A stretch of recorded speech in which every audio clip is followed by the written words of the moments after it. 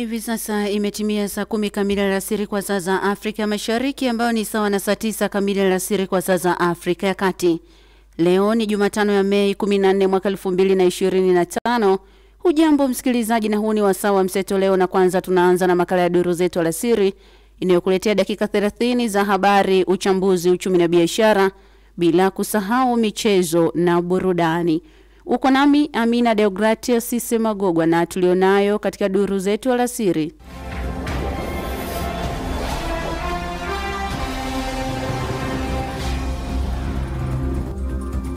Kampuni ya Tembo Nickel limethibitisha ratiba ya kuanza rasmi ujenzi wa mgodi wa Kabanga Nickel uliopo wilayani Ngara mkoani Kagera. Serikali imesema inaendelea kutekeleza mradi wa kupeleka umeme kwenye maeneo ya kimkakati nchini. Na jeshi la Nigeria limesema washambuliaji wenye silaha wamevamia kambi moja ya kijeshi kaskazini mashariki mwa nchi hiyo na kuwaua wanajeshi 4.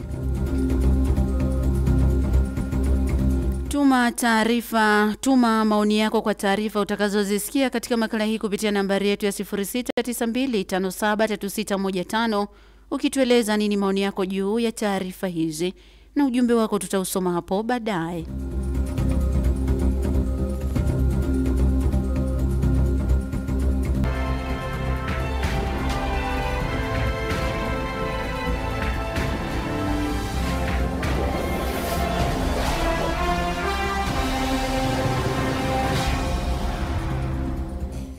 Tunaanza na taarifa ya habari kisoma kwako na Zawadi Bashemela. Karibu.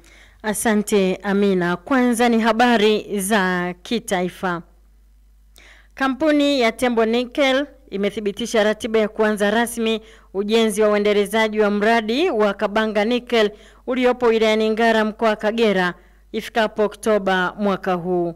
Hayo yamesemwa leo na ofisa mtendaji mkuu wa kampuni ya Life Zone Metals inayomiliki kampuni ya Tembo Nickel Corporation Limited kwa ubia na serikali ya Tanzania, Bwana Chris Showalter, wakati akitoa taarifa ya utekelezaji wa mradi wa Kabanga Nickel.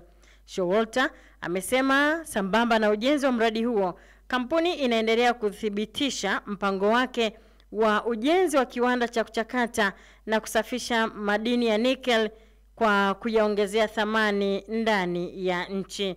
Akizungumza katika kikao hicho, Waziri wa Madini Anthony Mavunde amesema mradi wa Kabanga Nickel unategemewa kuleta mapinduzi katika kuchochea uchumi na maendeleo ya nchi yetu. Aidha, Mavunde amesema serikali imetoa wito kwa kampuni zote kuhakikisha zinaanza mara moja shughuli za uendelezaji wa miradi ya madini kama ilivyoainishwa kwenye sheria ya madini sura ya 123 ili miradi hiyo iweze kuleta tija kwa jamii na kwa taifa kwa ujumla. Naibu Waziri wa Nishati Judith Kapinga amesema serikali inaendelea kutekeleza mradi wa kupeleka umeme kwenye maeneo ya kimkakati nchini, ikiwemo maeneo ya migodi midogo, maeneo ya uvuvi, viwanda na yanayochagiza shughuli za kiuchumi. Kapinga ameyasema hayo leo bungeni jijini Dodoma wakati akijibu swali la mbunge wa Muibara Charles Kaijage aliyetaka kufahamu mkakati wa serikali kuyapelekea umeme maeneo ya uvuvi ili kukuza uchumi wa wananchi wa maeneo hayo. Mradi huu umefikia maeneo zaidi ya maeneo 3000 ikiwemo vituo vya afya na visima vya maji vile vile kwa maeneo ambayo yanatoa huduma za kijamii. Kwa nimhakikishie Mheshimiwa mbunge, serikali ilishaanza kupeleka umeme katika maeneo ya kimkakati yanayochagiza shughuli za kiuchumi na shughuli za kijamii. Na kwa maeneo ya vitongoji, serikali inayo miradi. Sasa hivi tuna mradi wa takriban vitongoji 3000 vya kupeleka umeme kwenye vitongoji 15 vya kila mbunge, na vile vile tunaenda kuanza mradi mkubwa wa vitongoji 9000 kwa majimbo mbalimbali. Kwa nimhakikishie Mheshimiwa mbunge na jimbo lake na lenyewe litanufaika. Akijibu swali la mbunge wa Igunga Nicholas Singasa aliyeuliza lini serikali itaanza usambazaji wa umeme kwenye vitongoji vya jimbo la Igunga, Kapinga amesema jimbo la Igunga lina vitongoji 337 ambapo kati ya hivyo 95 vimepata umeme, na kwamba serikali kupitia REA itaendelea kutenga fedha za kupelekea umeme vitongoji vilivyosalia. Wakazi wa majimbo ya uchaguzi ya Chato Kusini na Kaskazini, wilaya ya Chato mkoani Geita, wameshauriwa kujiepusha na vitendo vya kupokea na kutoa rushwa ili kuchagua viongozi wanaotaka udiwani na ubunge kipindi hiki cha kuelekea uchaguzi mkuu.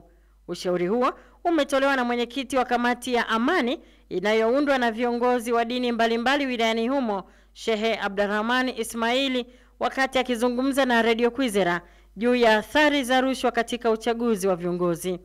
Amesema licha ya rushwa kuwa ni kosa kisheria, bado hata vitabu vitakatifu vya dini zote vinakataza jambo hilo, ambapo amewaasa wananchi kuhakikisha siku ya uchaguzi wanaochagua viongozi watakaoshughulika na matatizo ya kijamii. Rushwa ni adui, na sisi tumeambiwa katika dini yetu, man khasha falaysa minni, yule ambaye anafanya hushi Mungu hamkubali wala hataki kuwa karibu naye. Rushwa unapopewa ili ushawishike kumchagua kiongozi, fahamu huyu kiongozi baada ya kuwa umempa nafasi atatakiwa kurudisha kile alichokitoa, na sio mtu mmoja kwamba amekupa wewe peke yako, amewapa watu wengi, atalazimika kukusanya vile alivyovipoteza. Kwa hiyo tutakosa maendeleo, tutakosa kuwa na kiongozi atakayetusemea, kwa sababu alinunua nafasi yake kutumia mali yake. Ni waase wananchi wa Jamhuri ya Muungano wa Tanzania, kipindi hiki ni kipindi cha kuwa makini.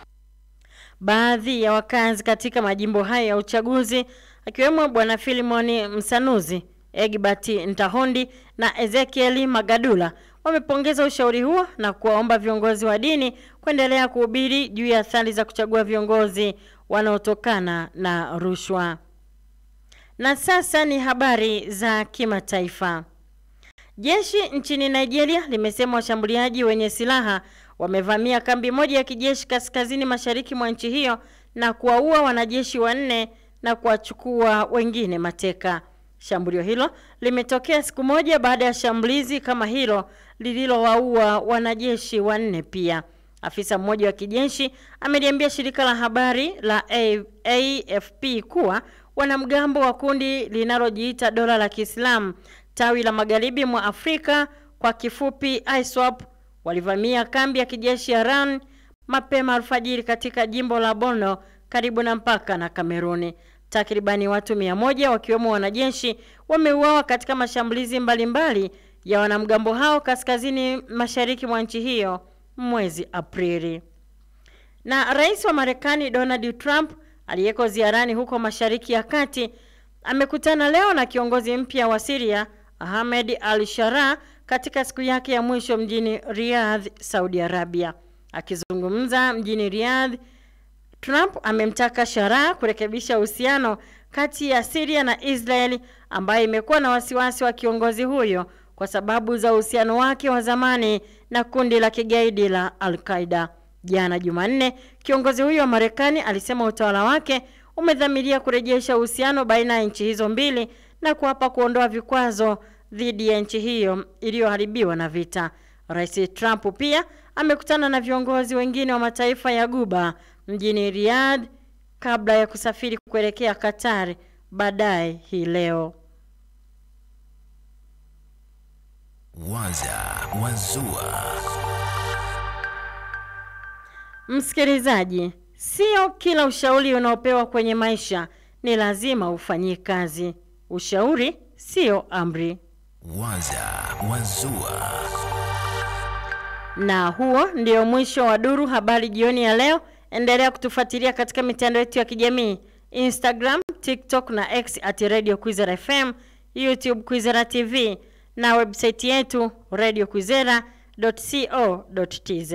Saa 2 kamili usiku utasikiliza taarifa nyingine ya habari.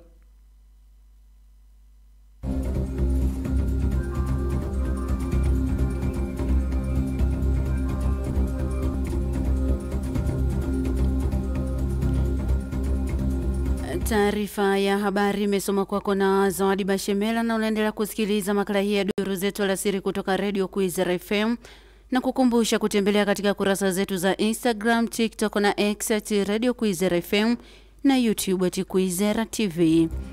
Pia unaweza kutoa maoni yako ukichangia taarifa zetu kupitia nambari yetu ya 0692573615. Unaendelea kusikiliza makala ya Duru Zetu Alasiri, habari kuu leo hii.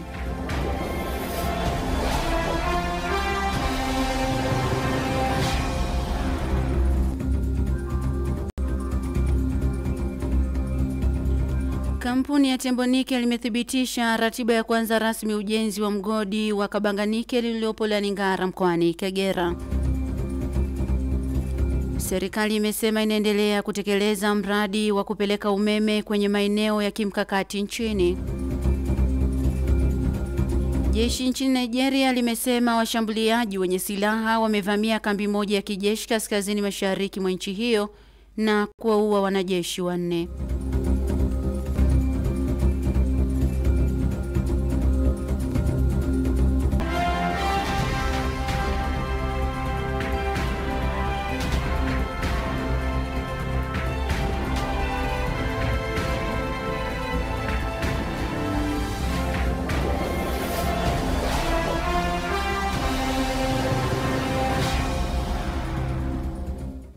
Ikiwa tayari ni saa 10 na dakika 11 alasiri kwa saa za Afrika Mashariki, ambayo ni sawa na saa 9 na dakika 11 alasiri kwa saa za Afrika ya Kati. Kama ndio kwanza unaungana nasi, hii ni Radio Kwizera FM ambayo inakutangazia moja kwa moja kutoka mjini Ngara, Kagera nchini Tanzania. Na sasa msikilizaji, ni wasaa uchambuzi yakinifu wa habari zetu. Kampeni za uchaguzi jana Jumanne zimeanza rasmi nchini Burundi kuelekea uchaguzi wa kuwachagua wabunge, maseneta na madiwani wa manispa unaotarajiwa kufanyika Juni 5 mwaka huu. Mwaka huu hakutakuwa na uchaguzi wa rais, tofauti na uchaguzi wa tangu mwaka 2005, kwa sababu kuanzia mwaka 2020 muhula wa urais utakuwa miaka 7, ambapo uchaguzi ujao wa urais utafanyika mwaka 2027. Serikali ya Burundi ilitangaza rasmi kwamba muhula wa urais utakuwa ni miaka 7 kupitia katiba mpya iliyopitishwa kupitia kura ya maoni mnamo Mei 17 mwaka 2018. Tume ya Taifa ya Uchaguzi CEN imetoa takwimu ambazo zinaonyesha kuwa jumla ya wananchi raia wa Burundi milioni 6,103,498 walijiandikisha kupiga kura. Kutokana na hilo, nimezungumza na Kagwiza wa Kagwiza ambaye ni mchambuzi wa masuala ya kisiasa na kijamii, na nimeanza kwa kumuuliza, je, kampeni zinazoendelea nchini Burundi zinaonyesha dalili gani kuhusu ushindani wa kisiasa na ushiriki wa wananchi katika uchaguzi huu? Uchaguzi wa Burundi unafanyika katika kipindi ambacho Burundi inapita katika kipindi cha mpito kidogo katika siasa zake. Tutakumbuka wagombea watatu hata kiwemo Agathon Rwasa vizuiliwa kushiriki uchaguzi wenyewe. Amekuwa na malalamiko mengi sana ya kupinya demokrasia ya Burundi, hasa toka alipoingia rais Dr. Ndayishimiye. Kwa hiyo pamoja na yote, pamekuwa na malalamiko mengi ambayo yamekuwa kinyume siasa za Burundi kuelekea uchaguzi wenyewe. Lakini kwa jumla bado hali ya Burundi inahitaji kutathminiwa katika maeneo kadhaa, hasa maeneo ya kiuchumi ambayo ni shida kubwa ya Burundi, lakini pia pamekuwa na shida kubwa sana yenye kuhusisha ukandamizaji hasa kwa waandishi wa habari na wenye kuipinga serikali. Kwa uchaguzi unaenda katika hali ya hofu kidogo, hasa ukizingatia kwamba kumekuwa na malalamiko mengi kama hivi. Kwa kuwa hakutakuwa na uchaguzi wa rais mwaka huu, athari zake ni zipi katika mvutano wa kampeni na hamasa ya wananchi kushiriki? Nadhani hamasa ni ndogo na pengine inaweza tuombiwe hivyo kilichotokea 2015 nchini Burundi baada ya kutokea mgogoro wa kikatiba, hasa kuhusiana na ya marehemu Rais Nkurunziza. Inaweza pia ikaleta mkanganyiko mwingine wa kikatiba nchini Burundi, kwa sababu ni nchi ambayo imekuwa na siasa za kutokuaminiana, za kudhibitiana sana juu ya mateso ya Burundi yaliyopo. Kwa hiyo inaweza kuwa ni hali ile ambayo inaendelea kuzorotesha hali ya maendeleo ya siasa au ya demokrasia nchini, kwa sababu waandishi wa habari wamekuwa wakidai kudhulumiwa na wametoa matamko mengi ya kutaka jumuiya ya kimataifa kuingilia kati, hasa hali ilivyo juu ya kubinywa kwao na hasa vyama kama vya upinzani, lakini pia kufutwa kwa chama cha CNL cha Agathon Rwasa ilitajwa kuwa ni moja kati ya sababu zinazoashiria utawala wa Ndayishimiye kubinya demokrasia nchini Burundi. Tume ya uchaguzi CEN imetangaza idadi ya wapiga kura waliojiandikisha ambao ni milioni 613,498. Je, idadi hii inaashiria ongezeko au kushuka kwa ushiriki ukilinganisha na chaguzi zilizopita nchini Burundi? Lazima uchaguzi huu na wa haki uwe na viashiria vingi, ikiwa ni pamoja kuruhusu asasi za kiraia kuweza kupata taarifa. Kwa vyanzo vya taarifa zinaweza vikawa tume peke yake, lakini kama waandishi wa habari huru wangeweza kuruhusiwa kuripoti kiao kile, lakini mashirika ya kiraia ya asasi za kibinadamu wakaweza kuzunguka uchaguzi wenyewe na kuona kama kile kinachotangazwa kina akisi wa demokrasia nchini Burundi. Kwa mtazamo wako, unadhani ni changamoto zipi kuu zinazojitokeza katika kampeni hizi, hasa kwa vyama vya upinzani au wagombea huru? Inawezekana kwa nchi kama ya Burundi ambayo iko katika matatizo mengi sana ya kihistoria ya usalama na umaskini, watu wanahitaji kujenga taasisi imara za kusimamia uchaguzi wa Burundi, kwa sababu nchi yenyewe imekuwa ikipita katika vipindi vigumu sana, hasa elekea uchaguzi. Utakumbuka mwaka 2015 kilichotokea, kulikuwa na umwagaji damu mkubwa sana, watu wakimbizi waliongezeka sana, na pengine ukiangalia mnyororo wa historia na matukio ya Burundi, ni wazi kwamba watawala wana dhima kubwa ya kujenga mshikamano mwema wa Burundi na si kuendelea kutengeneza mazingira ya kuwagawa Warundi ambao wako katika matatizo mengi ya umaskini. Naam, huyu alikuwa ni mchambuzi wa masuala ya kisiasa Mwalimu Kagwiza wa Kagwiza wakati nikizungumza naye. Tunasonga mbele na uchambuzi yakinifu habari zetu. Kama ulivyosikia kwenye taarifa ya habari, Rais wa Marekani Donald Trump aliyeko ziarani huko Mashariki ya Kati amekutana leo na kiongozi mpya wa Syria Ahmed al-Sharaa katika siku yake ya mwisho mjini Riyadh, Saudi Arabia. Jana taarifa kutoka ikulu ya White House imesema Trump amekubali kukutana na rais wa mpito wa Syria leo Jumatano nchini Saudi Arabia kama sehemu ya ziara yake ya Mashariki ya Kati. Tangazo la kuondolewa kwa vikwazo hivyo lilipokelewa kwa shangwe katika mji mkuu wa Syria wa Damascus, ambapo nderemo, dansi na milio ya risasi ya kusherehekea ilisikika. Vikwazo hivyo hapo awali vilizuia ufadhili wowote wa kigeni, ikiwa ni pamoja na msaada wa kufika Syria, na awali vilikusudiwa kuweka shinikizo kwa udikteta wa rais aliyeondolewa madarakani Bashar al-Assad. 90% ya wakazi wa Syria waliachwa chini ya kiwango cha umaskini mwishoni mwa utawala wa Assad, na serikali yake mpya imekuwa ikishinikiza kuondolewa kwa vikwazo tangu Assad alipopinduliwa mwezi Desemba. Nimezungumza na Joseph Charles, mchambuzi wa masuala ya kisiasa, na nimeanza kwa kumuuliza nini kilichosababisha mabadiliko haya ya ghafla katika sera ya Marekani kuelekea Syria, hasa katika utawala wa Donald Trump. Kwa siku za hivi karibuni tumeona kuimarika kwa uhusiano kati ya nchi ya Marekani na nchi za Ghuba. Hata hivi tunavyozungumza, Donald Trump yuko katika nchi ya Saudi Arabia, ambako amekutana na mwana wa mfalme wa Saudi Arabia, na baada ya pale ataendelea na ziara katika nchi kadhaa za Kiarabu. Kwa hiyo ni katika namna kama ya kuanza kutafuta washirika wapya wa kiuchumi kati ya upande wa Marekani na jumuiya ya nchi za Kiarabu, na hii inakuja ikiwa ni kama njia mbadala ya kutafuta washirika wa kiuchumi. Kwa siku za karibuni hapa, nchi nyingi za Kiafrika zimeanza kujiimarisha, hasa kuweka uhusiano wa karibu kati yake na nchi kama Urusi, nchi kama China na kadhalika. Kwa katika namna ya kutafuta mbadala, nchi ya Marekani imekuwa ikitafuta eneo jipya la kuweza kujiegemeza katika upande wa diplomasia ya kiuchumi, kuona namna ya kuweza kuwa na mahusiano na mataifa mengine kutoka katika kanda ya Kiarabu. Kuondolewa kwa vikwazo kuna athari gani za moja kwa moja kwa serikali ya mpito ya Syria na wananchi wake waliokumbwa na umaskini wa muda mrefu? Kwa kiasi kubwa, kama ambavyo Rais Trump ameahidi kwenye hotuba yake ambayo ameitoa, ameonyesha kwamba ni wakati wa kustawi kwa nchi ya Syria na kuweza kusonga mbele, huku akisema kwamba vikwazo vilivyokuwa vimewekwa vimetosha, sasa ni wakati wa Syria kusonga mbele. Kwa hiyo tuamini kwamba kwa upande wa wananchi wa Syria wanaweza kuanza kufurahia sasa maendeleo ukilinganisha na kipindi kilichokuwa cha utawala wa rais aliyeondolewa madarakani Bashar al-Assad. Kwa kipindi hiki nadhani ni wakati wa wananchi kuweza kustawi zaidi. Ni ujumbe gani kimataifa unapelekwa na hatua hii ya Trump, hasa ikizingatiwa kuwa vikwazo vilikuwa njia ya kuadhibu utawala wa Assad?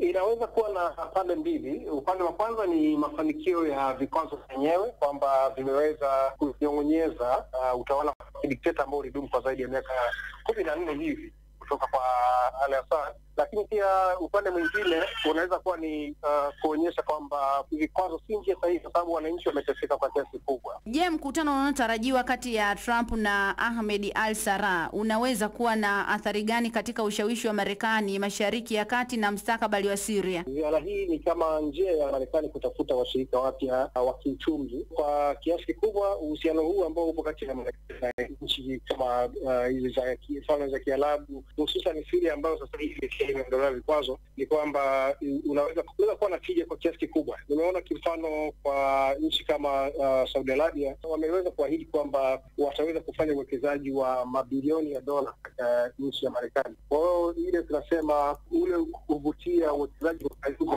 unaweza kunufaisha pande zote mbili, kutoka Marekani lakini pia kutoka Syria, kwamba inaweza ikaenda kuwekeza katika nchi kama Marekani.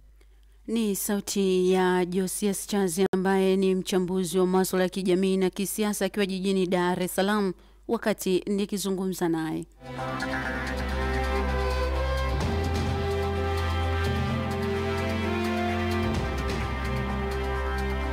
Na sasa msikilizaji, asante sana kwa kuendelea kusikiliza makala hii ya Duru Zetu Alasiri, na sasa ni wasaa wa Duru Uchumi na Biashara, ambapo tunaanza na taarifa kuwa Wizara ya Viwanda na Biashara imeliomba bunge kuidhinisha kiasi cha shilingi bilioni 135 milioni 788,232 kwa ajili ya matumizi yake katika mwaka wa fedha 2025-2026.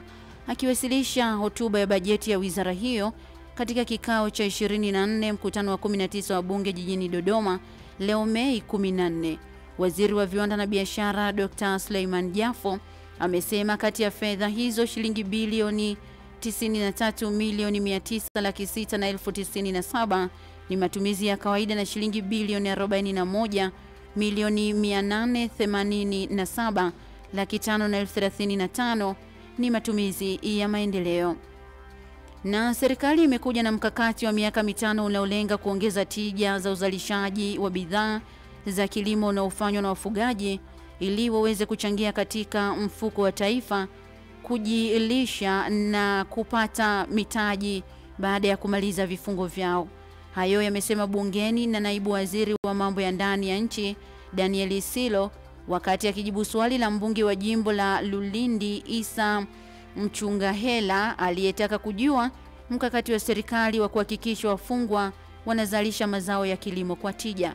Ni hayo tu katika Duru Uchumi na Biashara kwa siku ya leo.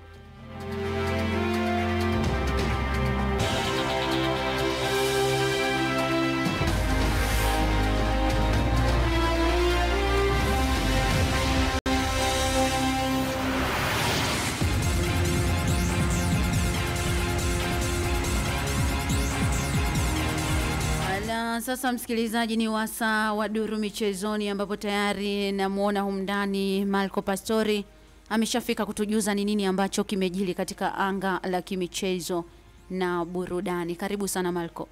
Asante sana. Ninayo machache kati ya mengi ambayo nitakufahamisha hapa. Na jana bwana, wakati tunaondoka katika Sports Corner, tuliacha mechi kadhaa zilikuwa zikichezwa. Real Valladolid walicheza na Girona, na Girona jana alipata ushindi wa bao 1-0 kutoka ligi ya Spain kule kwa maana ya Uhispania. Lakini Real Sociedad naye alicheza na Celta Vigo, na Celta Vigo alishinda bao 1. Halikadhalika Sevilla alishinda bao 1 mbele ya Las Palmas. Lakini kwa upande wa mchezo mwingine kwa hii leo katika ligi kuu soka Tanzania bara, Tabora United anacheza na KMC, dakika ni ya 17, bado milango ni migumu kwa pande zote mbili.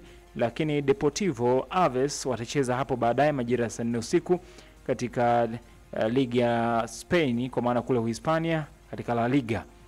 Deportivo Aves atacheza na Valencia, lakini Villarreal atacheza na Leganes. Halikadhalika Real Madrid atacheza na Mallorca majira saa 4 dakika 30. Lakini hizi zingine itakuwa ni saa 2 kamili usiku. Deportivo Aves ambao atacheza na Valencia, halikadhalika Villarreal ambao atacheza na Leganes. Lakini katika Coppa Italia leo ndio finali ambayo ilisubiriwa kwa kitambo. AC Milan atakuwa akicheza na Bologna majira ya saa 4 usiku. Hii si ya kukosa. Je, mambo yatakwenda kuwa vipi? Weki kubwa, usikose kusikiliza ule uchambuzi ndani ya Sports Corner kuanzia pale saa 2 dakika 15 mpaka saa 3 dakika 30 za usiku. Na nikukumbushe pia tutakuwa tukiziangazia tetesi mbalimbali za soka kwa hapa kwetu Tanzania. Tukiangalia kuna taarifa ya kwamba Yanga bwana wanamhitaji kocha wa Al Ahly kutokea Misri. Lakini wakati huo Musonda, kwa maana Kennedy Musonda, naye amekuwa akihusishwa kwenda pale katika klabu ya Simba. Je, iko vipi hii? Tutakuja tukupitisha huko ufahamu tetesi ambazo bado zinakimbiza kwa hapa kwetu Tanzania. Ni hayo tu kwa ufupi, lakini mengi zaidi usikose ndani ya Sports Corner. Shukrani sana. Asante.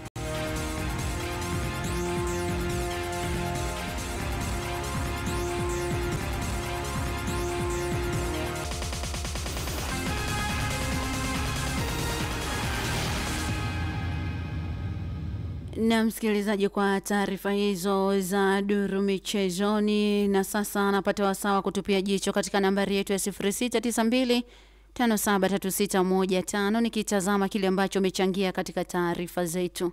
Anaitwa Chamganda Chikoni Malembo wa Makere Kasulu, Kigoma nchini Tanzania. Anasema nauliza, hilo jeshi la Nigeria lina kazi gani? Kila siku ni kuvamiwa na kutekwa. Kwa nini wasijibu mashambulizi? Hilo jeshi lijitathimini. Hakika Tembonike likiendelea kuboreshwa, Wanangara tutanufaika nao sana. 97.9 hakika, endeleeni kutujuza habari KMKM. Anaitwa Eliakim Simoni Binyoza, anapatikana Mgamba Rulenge Ngara. Huyu hapa ni Kazimili Bitega Bwawa kutoka Ngara pande za Nyamawa. Pongezi kwenu Radio Kwizera FM kwa kutujuza habari KMKM. Asante sana kwa ujumbe wako. Lakini huyu hapa ni Prosper Makoe, anapatikana Nemba Biharamulo, anasema namtakia ziara njema Rais wa Marekani Donald Trump. Chapa kazi, taifa lako linakuamini. Asante sana kwa ujumbe wako na kwa taarifa hizo msikilizaji, na ujumbe ambao umetutumia. Ninakamilisha makala hii ya duru zetu alasiri. Nikukumbushe habari kuu tulizokuwa nazo kwa siku ya leo.